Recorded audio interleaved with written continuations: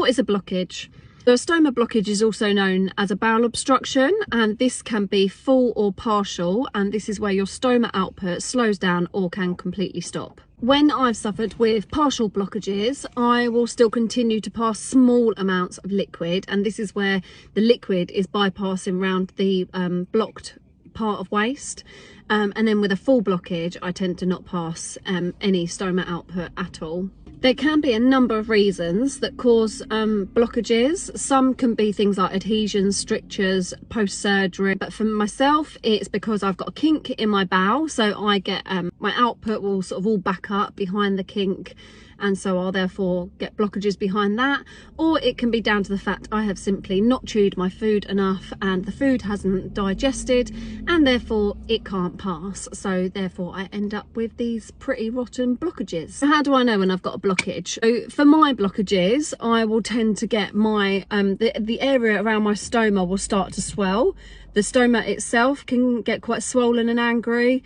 I'll get really bad sort of tummy cramping, tummy pain, I'll feel nausea, and generally for me my output will 9 times out of 10 completely stop. I have had, like I said before, partial blockages where I'll get a small amount of liquid, but normally my blockages are full blockages, so I get no output at all and in general feel pretty dreadful. And so how do I treat my blockages? When I get a stoma blockage, I tend to, for me, a bottle of Coke will always help because I don't drink fizzy drinks, so I think the fizz and the gas really helps to break down the blockage. I've got an electric heat pad, which is an absolute godsend. I use that I put that over my stomach, or a warm bath, or actually usually the best thing for me is to get on my bike. It's an indoor bike, and just sit on that and cycle gently for about half an hour, and it tends to get like the peristalsis, so the blood flow will rush to the bowels and obviously get the peristalsis moving, which will get the blockage moving along. But that tends to work really well for me, or otherwise just a walk. But yeah, if it's ongoing for some time, then I'll tend to dose up on a bit of pain relief and just sit with my hot heat pad on and try and ride it through. How long should you leave a blockage? So there's a lot of different answers to this, but I think the majority is if you've had a blockage for anything more than 12 hours, then you should be making a trip up to your local hospital.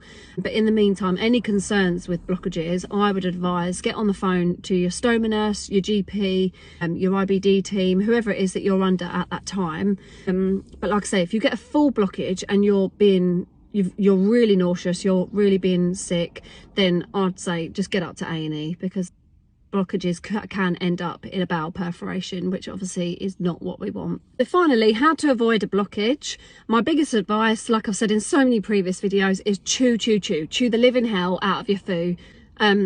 Chew and actually eat slowly. Make sure that you're eating slowly, and therefore it's going to digest your food a lot better.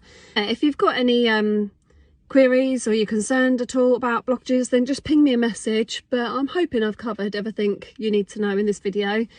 There's blockages.